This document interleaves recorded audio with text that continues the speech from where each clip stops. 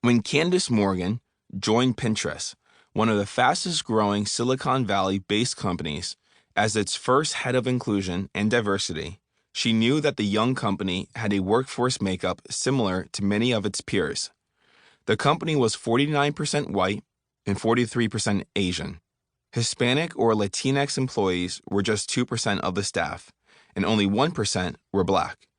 At the leadership level, Hispanic, Latinx, Black, and Native American professionals were absent entirely.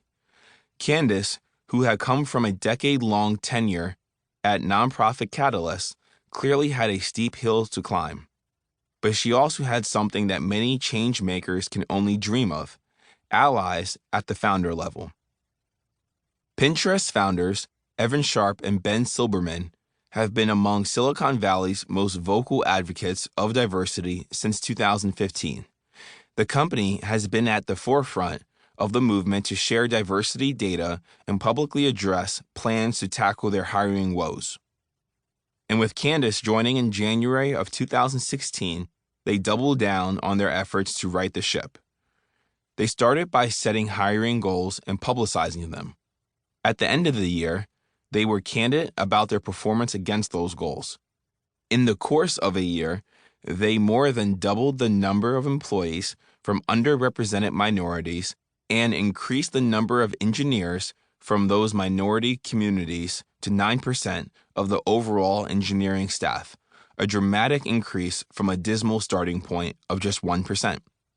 Likewise, the percentage of new hires who were new engineering graduates went from 2% to 9%, and nearly 20% of all engineering interns were from underrepresented groups. And in non-engineering roles, the percentage of underrepresented minorities hired grew to 12% from 7% the previous year. These gains are great, and they're a clear sign that Candace and the team at Pinterest are doing something right. But from a business standpoint, is all of this investment of time and resources really worth it? When a company is performing as well as Pinterest is it really wise to pump dollars into recruiting people from diverse backgrounds? Yes, it is.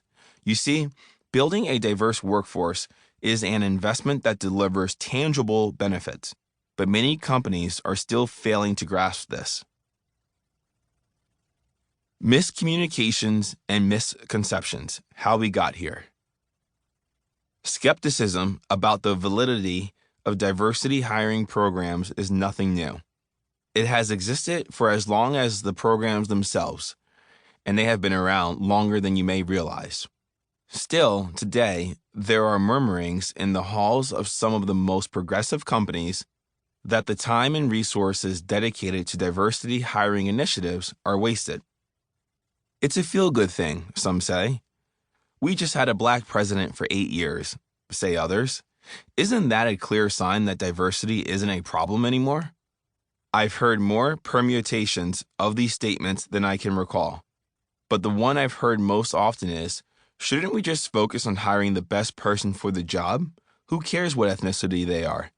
Many, including some of today's smartest and most progressive business leaders, still cling to these assumptions because of messaging.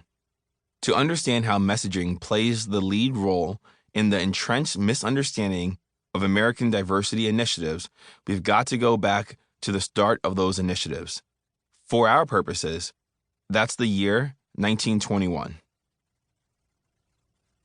Ford, FDR, and the origins of diversity initiatives in the United States. In the years immediately following World War I, the automotive market boomed in the United States.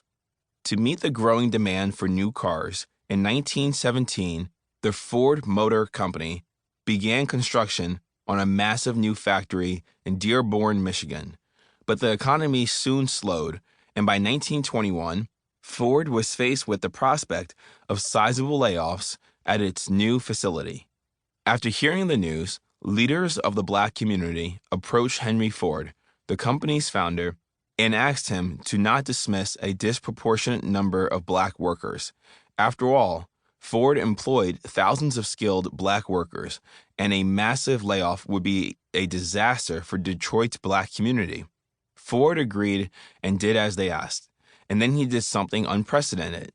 Following the layoffs, Ford created a policy stating that the percentage of black workers in the company's workforce should directly correspond to the percentage of black people within Detroit's population. The policy also stated that blacks should be represented in all departments of the company, and Ford appointed black officials within the company's personnel department, specifically tasked with hiring black people and ensuring that discriminatory hiring practices didn't occur. I cannot overstate how revolutionary this step was. In a time when discrimination was the norm and segregation was the law, Ford made diversity hiring both mandatory and enforceable. This program was also likely the inspiration for the first national diversity hiring program, which, sadly, would not be established for 12 more years.